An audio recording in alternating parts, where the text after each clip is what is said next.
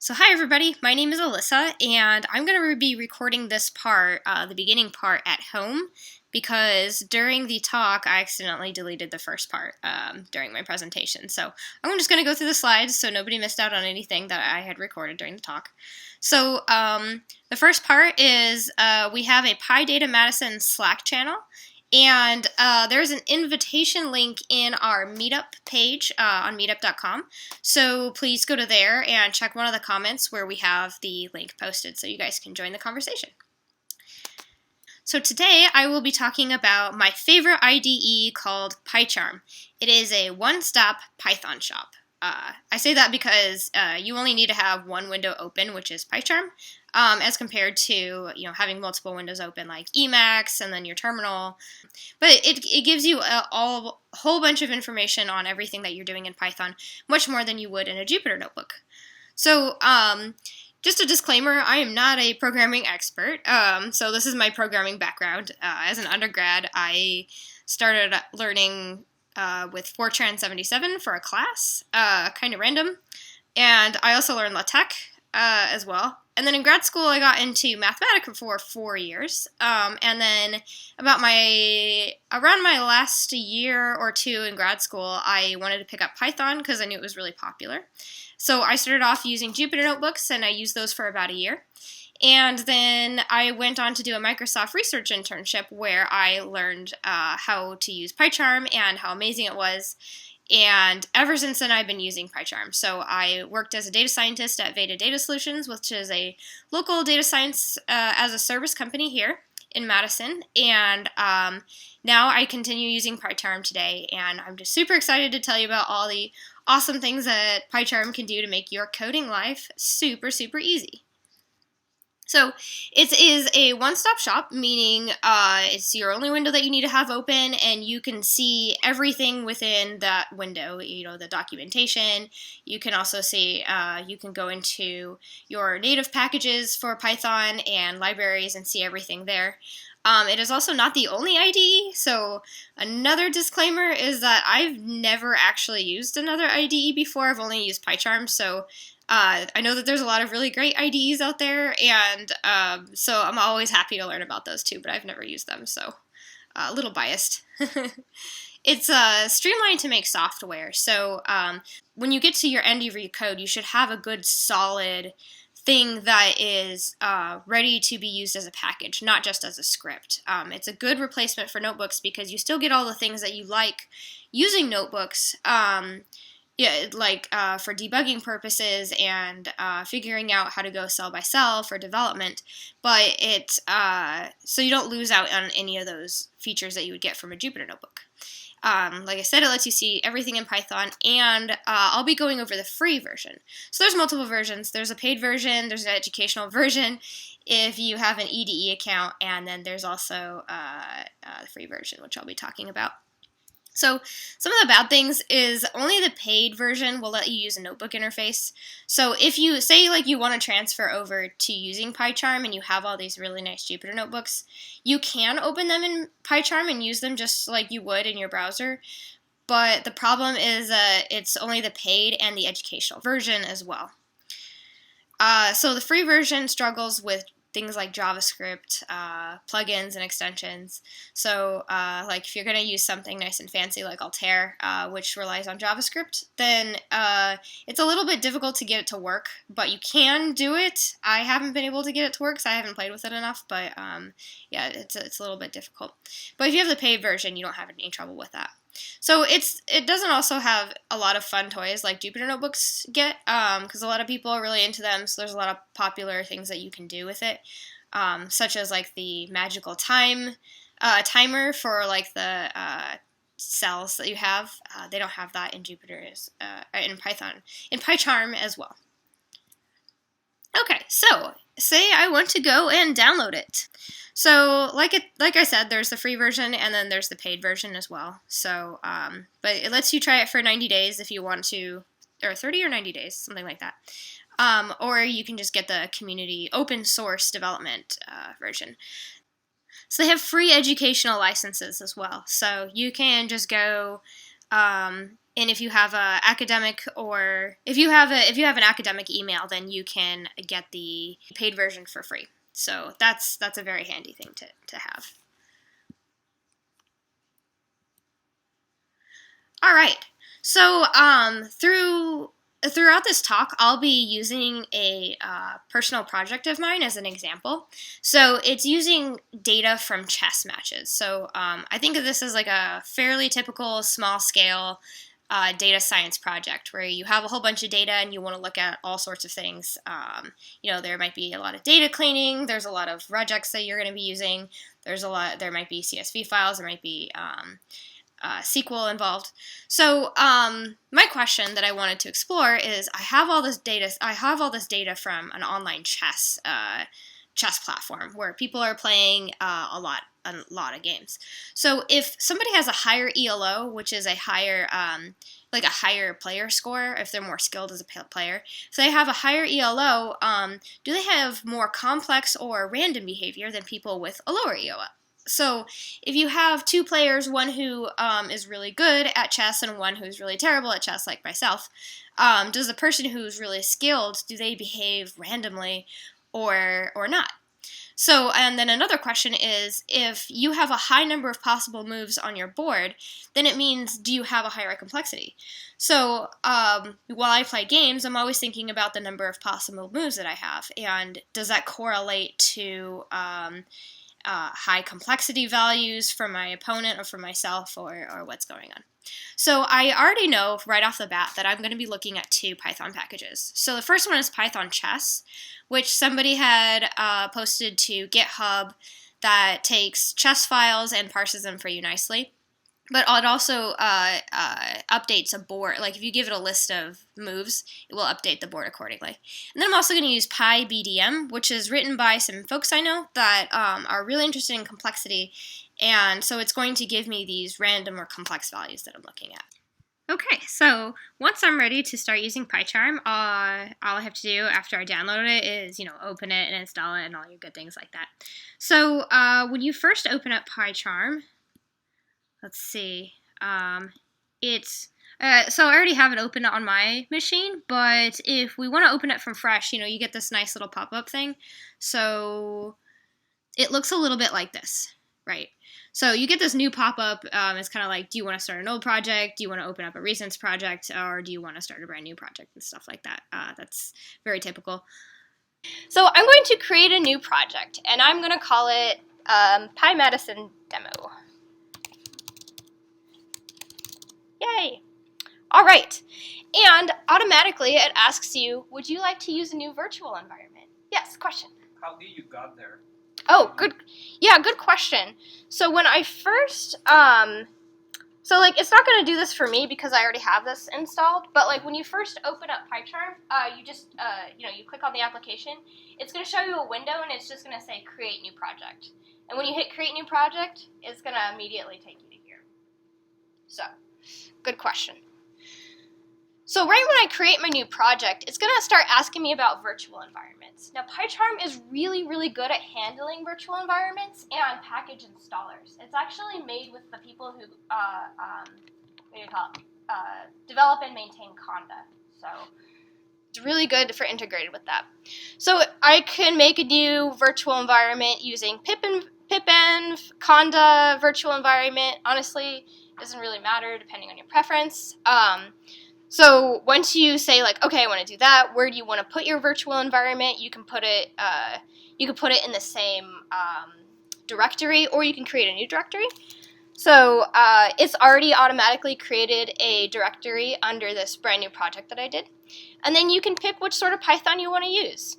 Do you want to use 2.7, 3.6? It depends on what you have installed on your computer already, but it's really easy to pick it that way.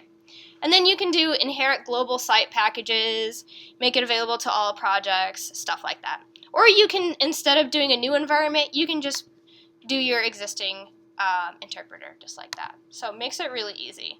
So I highly recommend every time you do a new project, you do a new virtual environment, because it just makes things a lot easier and much more organized that way. So you can create it. All right. So it's going to install things like pip wheel and all the really baseline stuff that you need for your virtual environment. So it's going to show you your directory over here. So this is sort of your file navigator. So, okay, I'm going to go inside my brand new directory. The only thing that's in there is my virtual environment. So, all you have to do is right click and say new Python file, like that. Call it demo. Ta-da! All right, great. So what I wanted to do is I already know that I want to install 2 packages. I want to do one that I found on the Google called Python Chess, and I also want to do PyBDM. Well, doing that with a virtual environment in PyCharm is super easy. So if you ever want to make any changes to your virtual environment or your packages, all you have to do is go to Preferences. So you go to Preferences, and you can see that there's a whole bunch of different options that we'll go through as well. But first, let's look at your interpreter. So it says that you're already using your virtual environment here, and this is where you can install things. So I say, oh, I want a PyBDM. Oops, typing. PyBDM. There it is. You just install it like that. So it's exactly the same as what you would do in your terminal. It just gives it a nice visual GUI. That's all. It's exactly the same though. And the other thing that I wanted to do was Python Chess. Python-chess. You hit install. And then it's installing. Great. So that is already installed, and it says, so you can see all the dependencies that it comes up on too. So PyBDM also depends on NumPy, and it put that in there already, so that's no problem. But you can also get rid of your packages just as easy, just by pressing the minus button.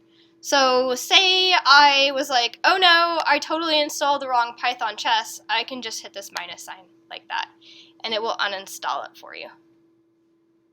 Just like that. But I actually do want that, so let's keep that in there. Let me see, actually. No, it doesn't seem to be working. So the question for the microphone was, does it support Control-Z? I have a question. Yeah. Is there any difficulties ever with difficult obscure version conflicts between difficult obscure packages within the packages that you're trying to install? Yeah, so it's you still run into the same problems that you would see so if you have a really obscure package and it depends on SciPy 1 point whatever, and you are like, no, I want to, but my other thing install, you still run into all those same issues, but they are a lot easier to manage because you can actually see the version right here. So I think you just run into the same kind of issues, but they're just easier to manage a little bit. All right, so we wanted Python Chess. Oh, right, yeah. Look at that.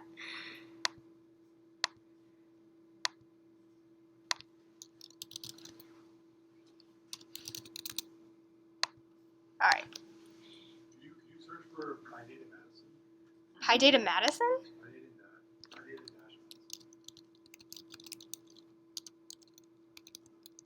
Well, I mean, if somebody had a package, it would show up. Huh? Did you create a package? Oh, Yeah, it's not PyPy, but it's really the cache. Okay.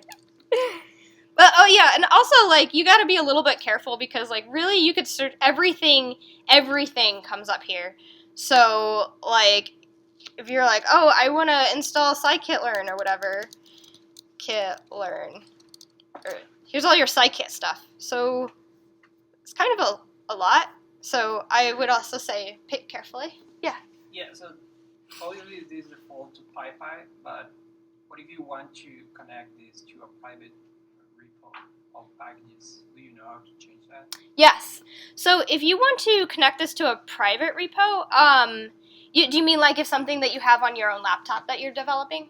If you work in an organization that they have their own kind of like logs with packages that are private for that company instead of PyPy. Yes. Okay. Yeah. So if you if your package is private and it's not available through here, what you can do is you can do oh right. Show all. Let's see. It's around here somewhere. It had manage repositories at the bottom when you're trying to add. Wait, hold on. Where was it? When you were trying to add a package, Oh yeah. it said manage repositories at the bottom. Yeah. So you could do this. You can add a plus here. You can do that. And also you're able to connect to, if you have something that's on a server somewhere, you can also connect to the, like, you can SSH into a server and install your packages like that as well, too. Yeah. Yeah. So also, a side note, when you first install it, it's not default as dark mode, so it's going to blind you. So... It's like, welcome to PyCharm! It's like white and yellow and crazy. So, but obviously, like, it does support dark mode, and because if it didn't, nobody would use it. So that's all under this appearance tab over here. So you just go to appearance and behavior. You should say, like, well, obviously you want the dark mode. You can change your font. They have some accessibility options. They have some UI options, tooltip displays. Gosh, they have all kinds of stuff. You can change your menus. You can change your passwords, your proxy, your data sharing. Basically, like, it's about as many buttons as like the Death Star. So there's just a lot in here. I haven't used all of the settings and stuff like that, but if it's something that can be done, it's probably you're able to do it in here somehow. Yeah. Okay. So pretend I have some packages installed. So I wrote all this before, and I'm just going to copy paste code here. All right. So these are my friendly packages that I'm going to install. And it says, oh, pandas is underlined in red, which means I haven't installed it yet. So, of course, I'm going to go ahead and install pandas, Seaborn, and matplotlib. So that's really easy. I just go back over here, interpreter, pandas, and then we want to do Seaborn and matplotlib.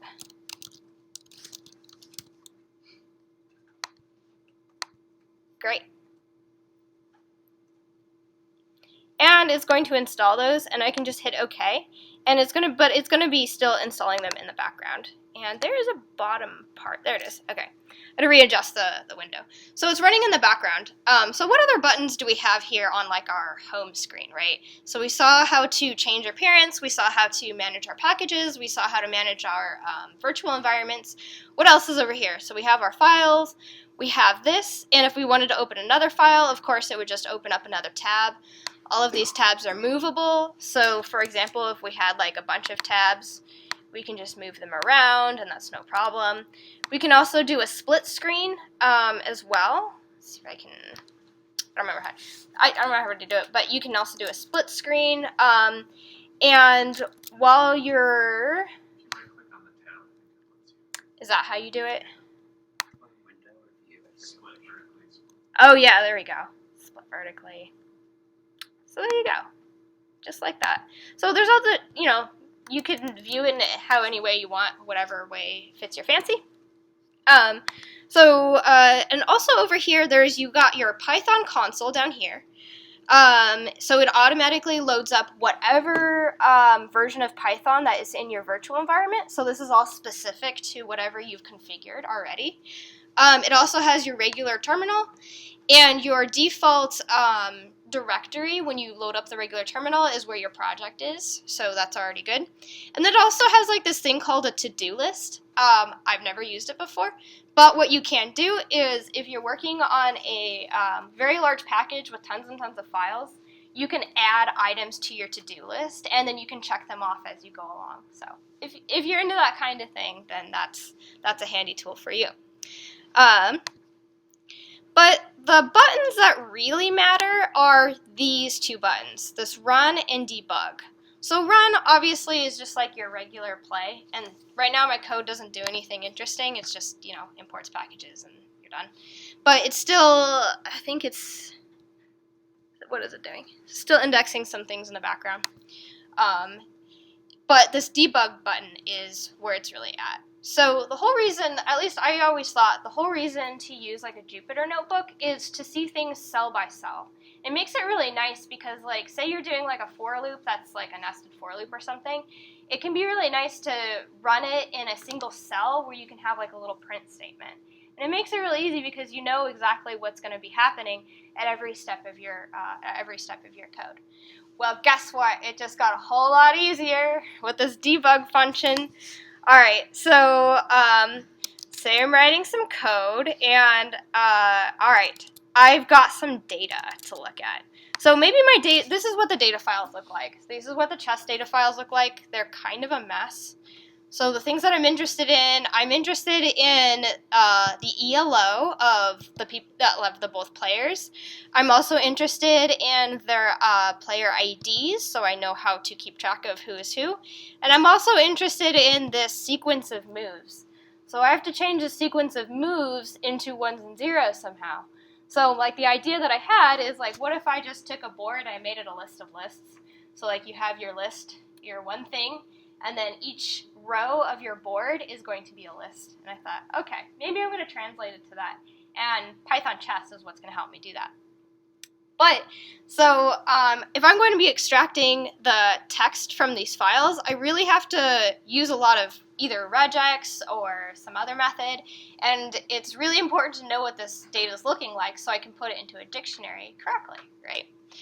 So, okay, so say I'm like, all right, going along, and I say, all right, I want to grab a bunch of matches. I want to grab all these matches, and then from those matches, I want to get all my information, like that.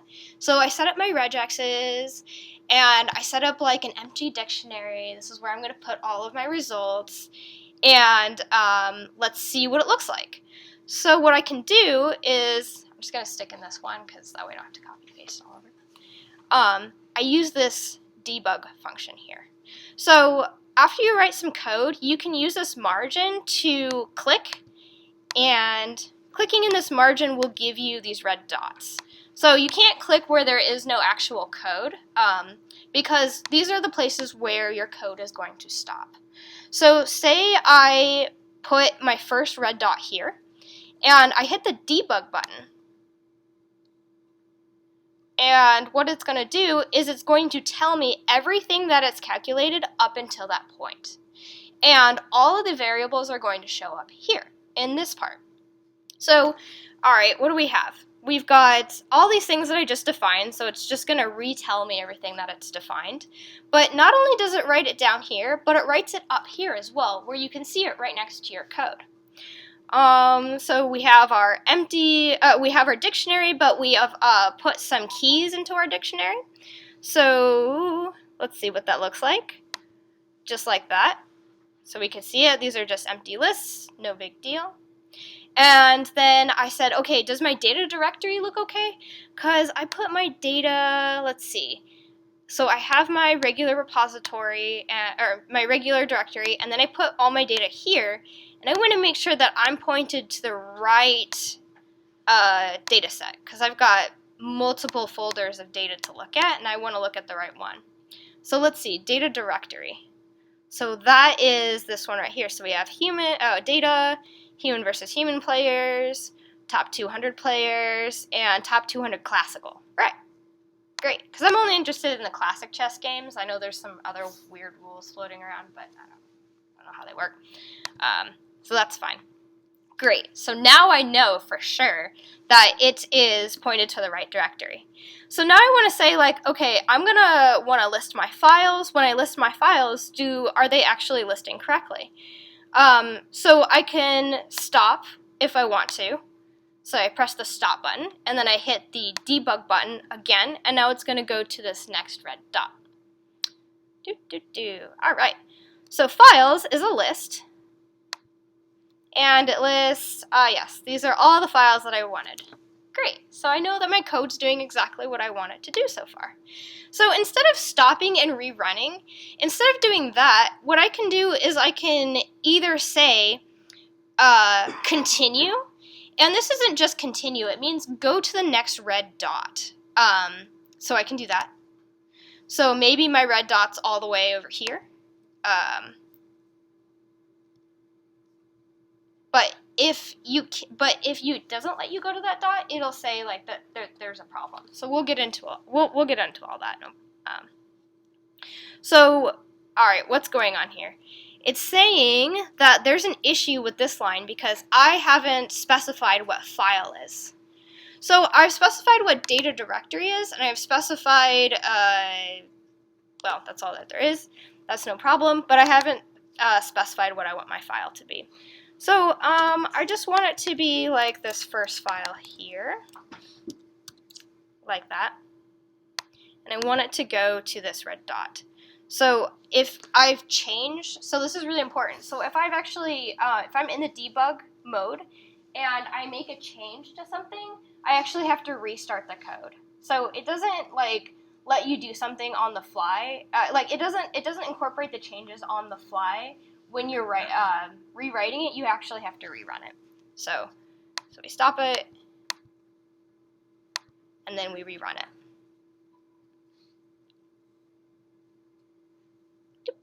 And that's that. Great. All right, are there any questions so far? Do you have to rerun the whole code, or can you rerun sections of it? So yeah, that's a good question. So you're gonna have to rerun if you make changes in your file, you have to restart the whole thing. So yeah, so that can kind of be a pain, especially if you have something that's really, really large. So it's always a good idea when working with PyCharm to start off, really small, so you can do these fast iterations, and then once it's done, then you can make it much larger at the end. Is that also true that the distinction in PyCharm versus the Jupyter notebook is when you're developing PyCharm, you just run the entire file, you never just run a section of code. Right. Like you would in a notebook. Right, exactly. Yeah, for sure. So like, the Jupyter notebook is nice because you can just like, only run a small section of your code. But with this, you do have to run the entire portion of your code. So yeah, so that's a big difference right there. All right. So the other thing that's really that I like the most about PyCharm is this other button here. So this is only when you're running in. Oh, sorry. Other question. Yeah, about the last point. Yeah. Although it's nice that you can run sections of the code in Jupyter notebooks, it's just the easiest way to introduce bugs in your code, because you can run cells. You got out of order execution, so that can completely mess up all your data if you run something that should have been run before, after, and then everything is a mess. So the nice thing about this is that those out of order execution problems can happen here. Everything is just going to run top to bottom every time. And I would say that if you have a large chunk of data processing to do, you can just cache out in between steps so that you can retake from there. And that's going to make things easier if you have a large things to run to process. Yeah, exactly. Yeah. So, the entire reason, besides the debug function, because the debugger is really great. It's obviously not the only debugger out there. There's a lot of debugging programs or IDEs or whatever. But the thing that I love the most, absolutely love the most, is this little button right here. It's this little calculator, right? All right. So when I press the little calculator button, this is like my scratch paper, right? So if I'm like, okay, I'm at this point in my code and I want to figure out what I want to put on the next line, I can use this to figure it out and write that line right here. So let's find a good example to do that. So say I found my entire match. Let's say from here, and I want to look at something like file. It's not reading in. Let's go to this next line, file data. Yeah. So I want to know what file data looks like. So I could see what file data looks like right here. This is what's in my file. I could hit view, and it's going to show me this very large string that looks like that. It's just my file, no big deal. But if I wanted to actually play with the file data right now, I can do that right here. So this is my result. And let's say I want to make sure that this regex expression is actually working. So I can write my line, find all, match, and that. And it's going to tell me what that's going to be right here. So this is exactly the output. This is what this is going to return for me. And it looks like, yeah, this is exactly what I want. So because I wanted all this information and then I wanted all the moves for each match. So this looks good for me. So, but what if I only wanted the first one? I can just do that. Or if I wanted to do map or filter, let's say I only want the ones that are the hourly hyper bullet arena. So I could totally write that up right here and get my line right and then put it back into my code and be ready to go for the next line. So let's see. Map, lambda.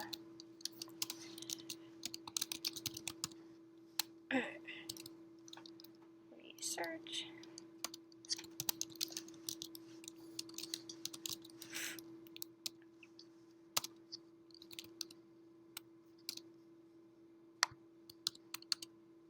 Alright, gives me map objects. And if I want to turn that into a list, I just do this. Oh, there.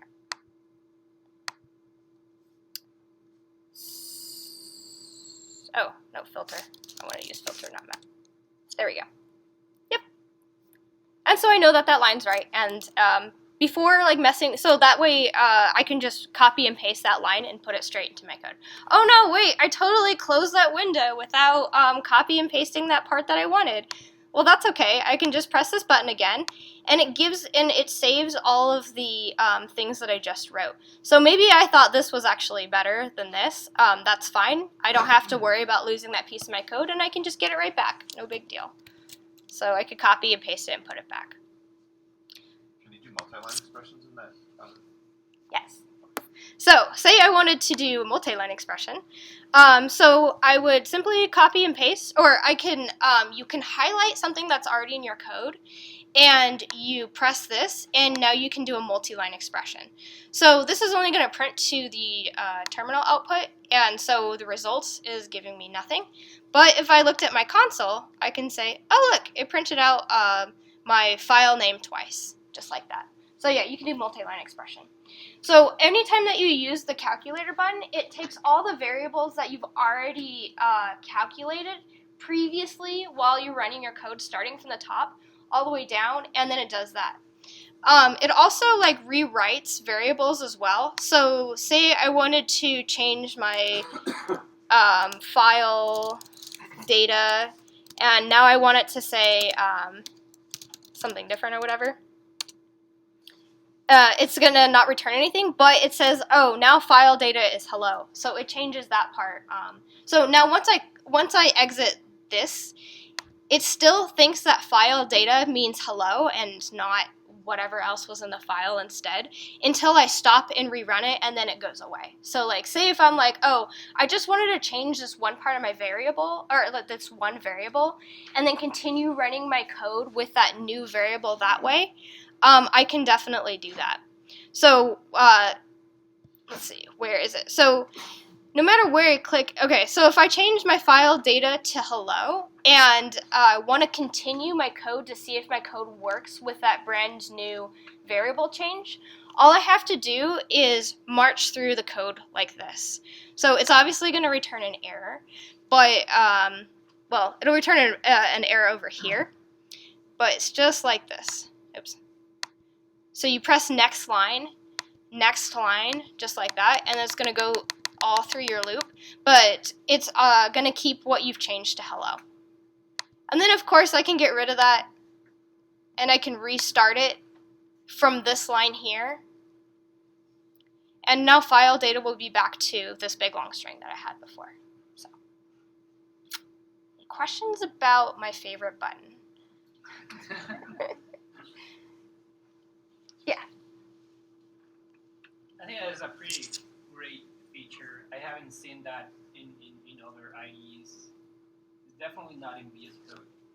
I'm not in Jupyter or nothing like that.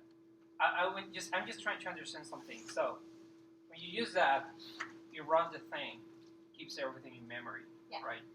And you can test out like little changes or lines of code, so that you can go back and change that in your main script if you want to, right?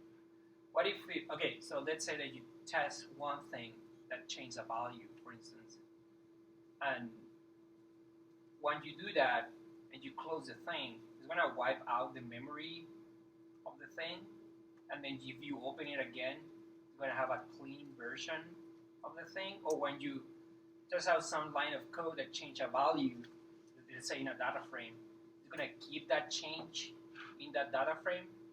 I think So it's I'm going not being to clear. the only time it's going to refresh its memory is when you hit stop. Oh, okay. Yeah. So as long as you can change whatever you want using the calculator button, like whatever variables. But it's going to keep those changes until you hit stop. And then when you hit stop, it dumps the memory. Okay.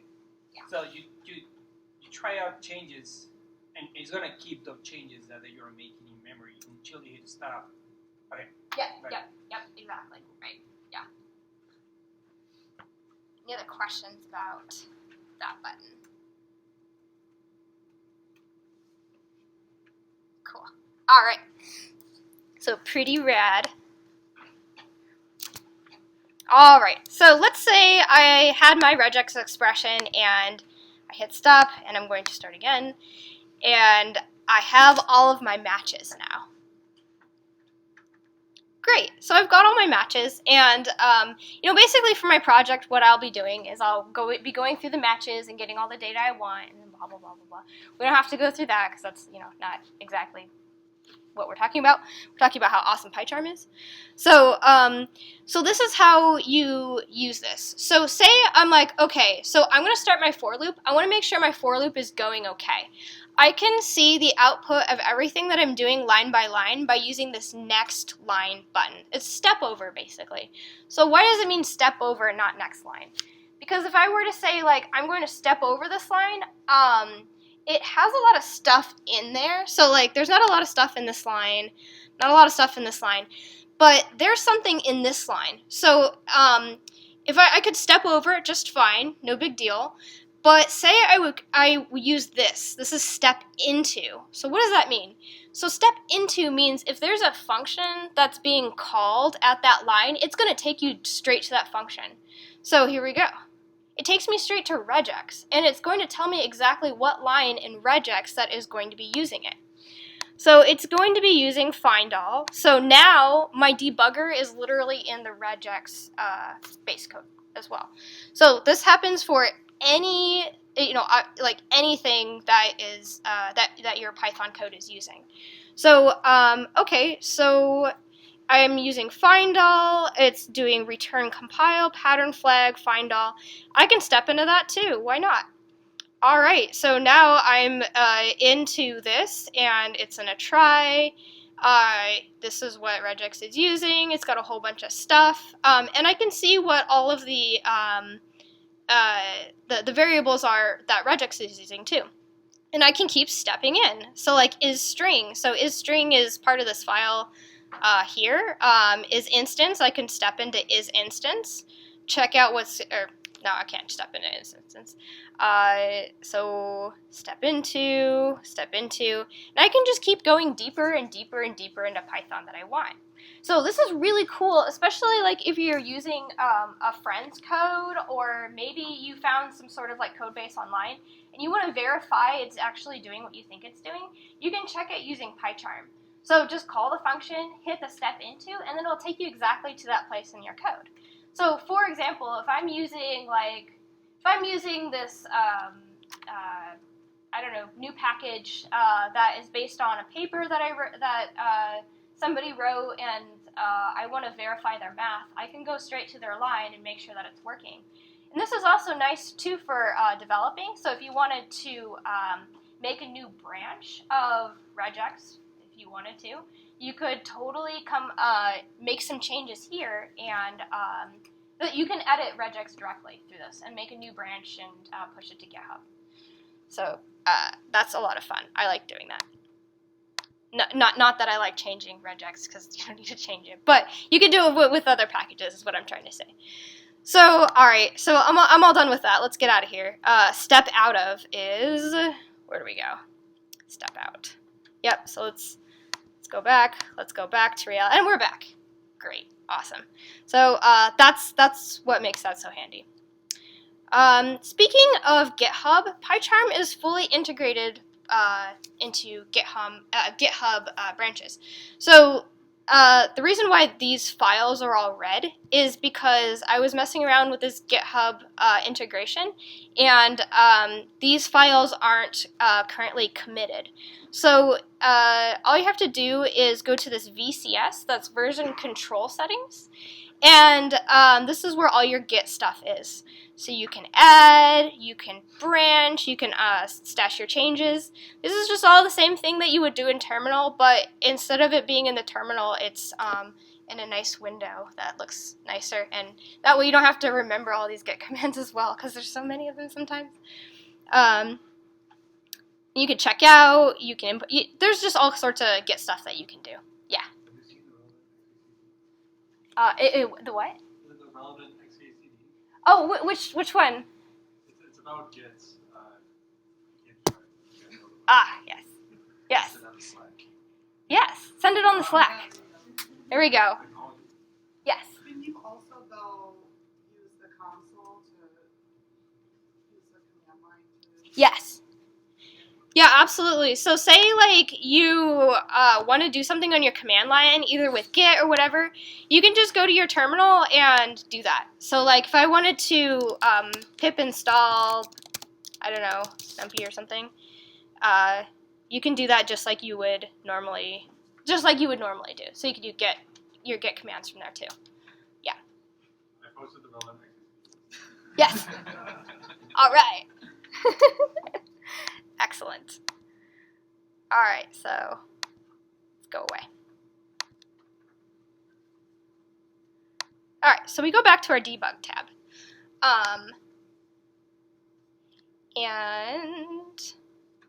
Right. So another way to navigate between files is there's this button. So like depending on your keyboard, if you have like a MacBook or like a regular Windows machine or a Linux box, it's like command click, or like whatever button is on the left side of your space bar if you're Windows. I can never remember what those buttons are, but you control click. Okay, thank you. Yes, so you can command click any function, and it will take you exactly to that function that. So that way you don't even have to step in. So maybe like I'm not even to a part in my code, and I'm like, oh well, let's see, I want to do like what is data frame here? So you can just like hover over it, and it will give you like a sort of a general idea of what it is. But you can command click, and now it'll take you to this class, and it'll tell you exactly what it does, like that. I like command click because it's nice when you have a very large when you have a larger project and you want to navigate between multiple files. So like say you type something and you're like, oh, I don't actually remember where this is. You can go and figure out in what file that is. So like, path join. Well, I didn't write this file, obviously, but what if I use, let's see. Let's say I wrote, plot group. Yeah, where did I write plot group? Well, I can command click and it'll tell me where I wrote it, like that. Not only that, but you can command click anything. So, for example, like, okay, I'm working in this idea of files, so I can hover over it and it'll tell me what files looks like, or I could just look down here. But if I command click, it'll tell me where I defined files as well. So say you're working with a variable that's like in this crazy nested loop that you defined way light years away, you can command click it and it'll take you exactly to where you defined it before. Right. All right, so the command click was one of the last things I was going to show you. And finally, yeah, so one of the very last things I was going to show you that I had prepared was this idea of changing your breakpoints, right? So say you're like, okay, I want to have a breakpoint here, I want to have a breakpoint here, I want to have a breakpoint here. Here, I want to see what it looks like if there's an exception. If something didn't work out, then why didn't it work out, or something like that. Let's do that. Lisa? Yeah. So, when you hover over a function, Yes. so can you do that? So it shows you as like, basically the object, but does it have like a hint or something about the keywords or the commutation of the function? Good Is question. there a way to get that, like shift something? Yeah. So as you're typing, it has auto complete for you. So find all, and it says, oh, so what I'm looking for is it automatically has that pop up. Okay. Yeah. So okay, I'm going to be looking for a pattern. So my pattern is, I don't know, let's see, H. Then my next variable is going to be a string, so any string. So hello. And then is there anything left after that? Then optional flags that you can do. So that way you don't even have to look at the documentation as well. You can do command enter. Oops, what is it? What is it? There is this. There's a way to bring up the document. There's a lot of keyboard shortcuts. There's a keyboard shortcut that actually brings up the documentation as well. But you can command Q. Windows is Control Q. So. Oh, let's see. Oops, that's. Let's see, but. That would have been funny though, right? Yeah, that would have been hilarious. Okay, quick documentation. So it can take you to the quick documentation. There's a keyboard shortcut for that, so you could read all of it here. But it'll actually, for every single package that you have, it will also take you to the external documentation site as well. So where was that? External documentation. Boop. Ta-da! Just like that.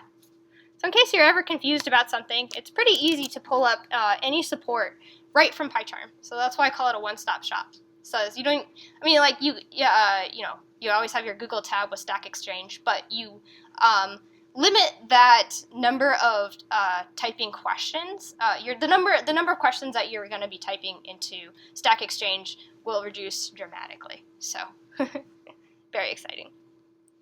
So. Okay, what happens if I just run this without putting any breakpoints in it, and I just want to see what happens? Well, if I press the regular play button, it's going to complain at me. All right, fine, it did that, blah, blah, blah. And then it's going to run into an issue at some point. Da, da, da.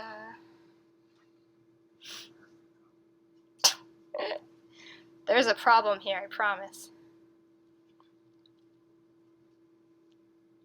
Well, basically, if there's an issue, it'll just print out your regular traceback thing. But when you look at your traceback, it's also going to have, you know what? No, it's like actually working. Stop it. Okay. Very good. Let's see. Okay. That's an issue. All right. So it has your regular traceback, but it also has these links. You know, you can click the link and it'll take you exactly to the problem to where your problem was. But say you don't actually want to stop. Like, say you call this. It's a little bit more complicated than that. Like this key. I know you're like, oh, I'm totally sure I defined this key. Like, what happened to this key? Where did it go? Instead of doing that, you can just hit this and just let it go, and it will show you where it's going to break without actually breaking first. So that way, instead of just giving you your, what do you call it, like your traceback errors, it's going to be like, oh, it's going to break here. Here's everything that I have computed up until this point. So that way you don't have to like go back and be like, well, where's my problem, and put a bunch of print statements in. There's no need for any of that. You can just do this. So it doesn't seem like this key pops up anywhere and it'd be like, oh, well, obviously it's because I didn't define it. So. And when you first start up your code, all of your lines are by default, they are going to automatically break for you. So if you're going to hit this and you're not really sure if your code's going to run, you're not really sure like if there's going to be a problem where that line's going to be, you just press that button and it's going to break at whatever is going to break for you. So no problem there. But by default, the reason, say like you don't actually want it to break. Say you're like, oh, I know that it could break at this thing, but what you can do is you can edit your breakpoints. So like say I have all these lines here. I can edit how it handles any exceptions that's going to happen. So say like it's, I don't really want it to do that feature, I can just totally turn that off like that. And then then if it does break, it will just give you your regular traceback like that. Yeah, so so the calculator button, this debugger, the command click are all the reasons why I personally think that PyCharm makes it so easy to code in Python, especially if you're doing something that's really complicated, like creating your own package or whatever. So fully integrated in GitHub. There's only one window you ever need to have open because it shows everything here, which I think cuts down on a lot of time and overhead in terms of different tools and software that you need. So yeah. Have you used the conditional debugger? Conditional debugger. Oh, so I've used it once and I thought it was really cool, but I haven't used it again. Have you used it? Occasionally. Yeah. Would you like to elaborate? With the breakpoints allow you to put in like a boolean statement. Yeah. You don't only break on that condition. Right. No, yeah. If statements and then I have a fake print line. That's normally what I do. Yeah, so that's a really good point. So like say you have like a nested for loop or like two nested for loops and you're like, okay, there's a for loop within my for loop. You could be like, well, I'm going to, I only want it to come to this line if if all these other conditions are met. So you can really fine tune to where you want your code to break, and it's very, very, very customizable that way. Can you demo the refactor feature, which I think is in the free edition? Yes. Okay, just because that's my number one favorite thing about PyCharm. Yeah. So refactor. All right. You just right-click on a variable. Yeah, I think that's right. I don't have a lot of experience with it because I'm very controlling. But yes, so I think. Alt enter is what the If you pick the data variable and you right-click on it, go to refactor. Yes. And rename. Oh yes, good point. And so then you just change, you didn't like the name of that variable, you want to change it, so add something, and then you hit refactor. It goes through all of your code, even if it's in other modules, depending on how you're doing the refactor, and it'll rename things. Yes. Thank you. It can do things like function arguments. Yeah. It can basically anything, and it's context sensitive. It's not like a text replace, right? It knows. It wouldn't have replaced if you have other variables somewhere else named data, but they're in a different function. Or you have a key string that's named data, but you're changing the variable named data. Like it understands all that. It saved me hours. It's not find replace. It's magic. Nice. Yes. It works for modules too. That's pretty cool. So if I were to do modules, let's see. Like if you right click on the file, I don't know how many Python files you have in this project, but like if you right clicked on the Meetup main.py, but you had imported that in some other module, you would realize that you did that. Oh, I see. Yeah, that makes sense. Let's see. So like this one I imported from, yes, I see.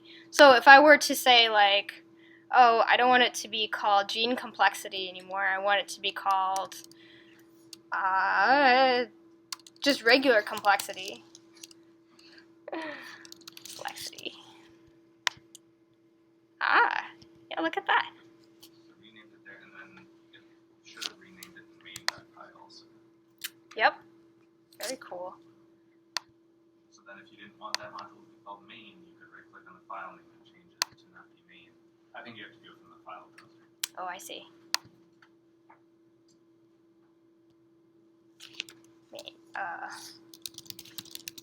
Well, functions. Very exciting. Calculated should be so now calculated. Where is it? So in the calculate BDMS, the Oh, right. actual import changed to say function. Oh, yeah. Look at that. That's pretty cool. Nice. Yes. So there's also like some autocomplete. So for example, if you're like, oh, I want to after I get this value, instead of returning it, I want to do something before that. So I want to say like BDMs, maybe I want to transform the data somehow. Well, let's say like this. Transform complexity. It's not actually written yet, but what I can do is it's got this, you can edit like this. So it will automatically add something, so now you can just go ahead and fill it in. So this is what I want. And yeah, it'll do that for you. It also has like some, if you quit PyCharm, so let's say you quit, and you open it up again, it also has these very nice tips and tricks every single time you open it, which I like to look at because there's just so many different things that you can do with PyCharm, and I highly recommend not turning them off because I learn something brand new every single time. So, where did it go? Come back, tips and tricks. And it also, you can have it reopen everything, so you don't have to like reload all of your stuff. So, yeah. So now it tells you random tip.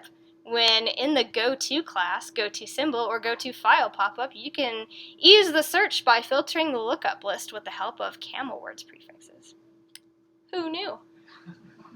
Next tip, tell me a thing. Easily make column selection by dragging your mouse pointer while keeping the Shift-Alt keys pressed. Who knew? Etc. And I had another thing that I wanted to talk about. Oh my gosh, what was it? Oh yeah. So if you hit Shift twice, it will have a search for you. So so you could search your different classes, you can search your different files, you can search through symbols. So say I want to complexity. Where did I put that? Looks like I don't have complexity anywhere. In the chess project, that was in the other project. Oh yeah, no, you're right. Let's do, I want to see the ELO of the players who played black. Oh yeah, so here we go. Here we go. Different symbols, and it will tell you which files that you can find these in as well. So I only have one working file for this demo, but you could see that it will show you all the instances of that match this sort of thing as well. And also, I think that if you wanted to delete something, so say I want to delete this test database right here, you right-click it, and you can delete it. But when you delete it, it has like this safe delete and search and comments and strings, and it will delete it in a way that it doesn't actually ruin your code. So, so if it had multiple instances of where it showed up, like say if I wanted to delete main.py, I don't actually. Oh, actually, let's try to delete this one. Meetup. Yeah, okay, we'll just delete this one. So, actually, I'm scared. I don't want to do it. I got scared. A little pop-up will come up on the bottom, and it says, "Are you sure you want to delete?" And then it will show you like these are all the instances where you use this file. Are you sure you want to delete it? So, I got scared, but yeah, it will help you. Yes. Yeah. So, is anyone here getting paid on JetBrains? So you talk a lot about all the wonderful things that PyCharm can do. I was wondering if there anything that you really hate about PyCharm? Yes. Something that drives you nuts. Yes. Okay. So, for example, if I wanted to, let's say I rename this file here. So, where'd it go? Where's that refactor thing? Oh, yeah. Oh, right. Let's see if I can do it here. Format. Oh, God damn it. Rename. And I wanted it to say, I don't know, demo or something. Refactor. It doesn't reflect that change here. Ah! So, if I wanted to say, like, okay, debug this, debug demo.py, it doesn't actually change it. It says debug, it still says debug meetup main. So that can be really annoying when you like rename something to a different file. So like maybe you're like switching a bunch of files and then like you change something, you're like, oh, I don't want this to be my main file anymore, I want this to be my main file. Then it can be confusing, like, oh, which one do I debug? But you can always be safe by just, if you want to debug like the file that you're in, just right click the file that you're actually in, and so this doesn't get super confusing as well. So yeah, good question. I should report it. Good idea. That's actually a good idea. Or maybe they have a bug bounty program and then What's you the can get answer to your programming question? Oh, yeah, the answer. What's the answer? Yeah, so came up with these very nice figures here. It's kind of small to see in like this thing, so maybe I'll just bring it up in my regular file browser. My gamer name. That's what I was going to say, is that Jupyter notebooks are still sometimes better for visualizing things. Yes. So like you know, for Altair was built for basically notebook environments for like really quick stuff like that. So yeah. But anyways, so to answer my science question, so I plotted the ELO of each player and also their BDM, which is the complexity, and I wanted to see if it looked like anything, and well, it looks like a cloud, and I thought, So I emailed my collaborator, and I was like, well, this is what I found, and so we have to look at some more things first. So the project is obviously not complete, but with the help of PyCharm, I could see there being many more insights completed by the end of perhaps Saturday. So, yeah. Okay. What does figure 2 show? Huh? What does figure 2 show? Oh, yeah. So, oh, yeah, right, exactly. So for so this is figure 1, and then this is figure 2, which is the players who play black. And I don't think this line right there, this a vertical line is actually significant. I think it might just be an artifact of something. Nuclear, probably nuclear starting field. That's a very good guess. Yeah, probably something like that. So next, what we're going to look at is we're going to look at the like I was interested in the number of possible moves that you could do. So like, what does your the complexity of like the board state? So like the configuration of all the pieces. If I were to measure the complexity, how does that relate to the number of possible moves that I can take? And actually, I have no intuition about it, which is why I'm really excited to learn what it is. But when I get the figures, I will post it to the Slack so you guys can all find out. I just wanted to know, like, why would you use PyCharm for a project such as this, like an exploratory project? So for the reason why I'm using PyCharm instead of a notebook is because it's like I'm going to want to share my code base eventually, and there's a lot of different things I'm going to explore. So I am writing a whole bunch of different functions to explore a lot of different things. So it's because the data set is larger than like just having one file where I would just open up a notebook and explore. There's like a whole lot of things to explore, like a lot of things to explore. And I felt that it was way too big for a notebook. And I also wanted to preserve these functions that I'm writing because I'm going to be reusing them for other projects as well. So I'm probably going to end up whatever I'm writing here is probably going to end up being a part of my own like library that I'm going to be using for like maybe 4 or 5 different projects in the future. So I'm mostly doing it for code reusability, so I can build my own library. So, like when you say that the data set has a lot of things to explore, do you mean like in terms of like possible variables, or do you mean in terms of like memory limits, or I don't know? Oh yeah, in terms of like possible variables, it's not necessarily like a memory thing. It's because like it's like I want to understand like how the ELOs like the ELO are related, like how the ELOs, the number of possible moves, the outcomes, the different positions. I am also interested in saying like, well, if the board is in this particular state, is that correlated with a high complexity measure, like in general, or so there's just a lot to explore, is what I mean to say. There's a lot of different things to explore in the data. It's like not really clear. It's very open-ended. Like, yeah. Well, I don't have a super precise question about it, so.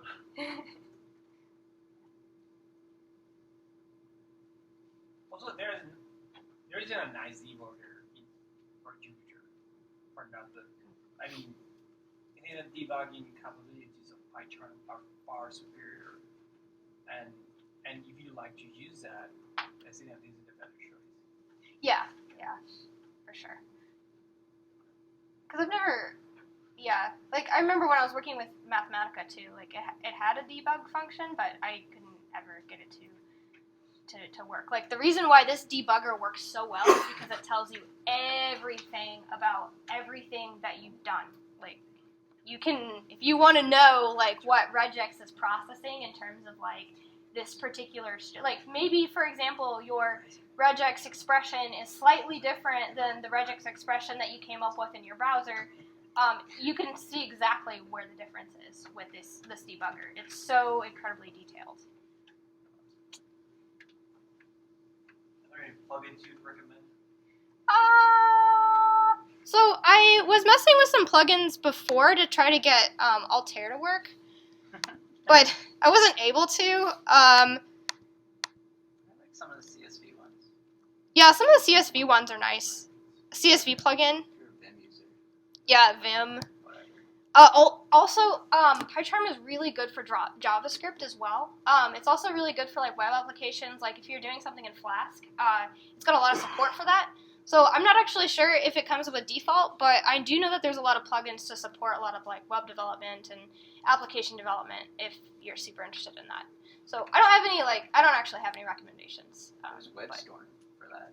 I just want to say I tweeted a picture of you and saying, PyData Madison talking about PyCharm, and the PyCharm Twitter person already liked it. So. We're famous. I thought that was pretty cool. Sweet. Yeah. Give us money. Any other questions? Okay. Okay. So if there are no other questions, now you guys get to see my thank you slide. Great. So thank you so much. We are going to be asking for feedback as well because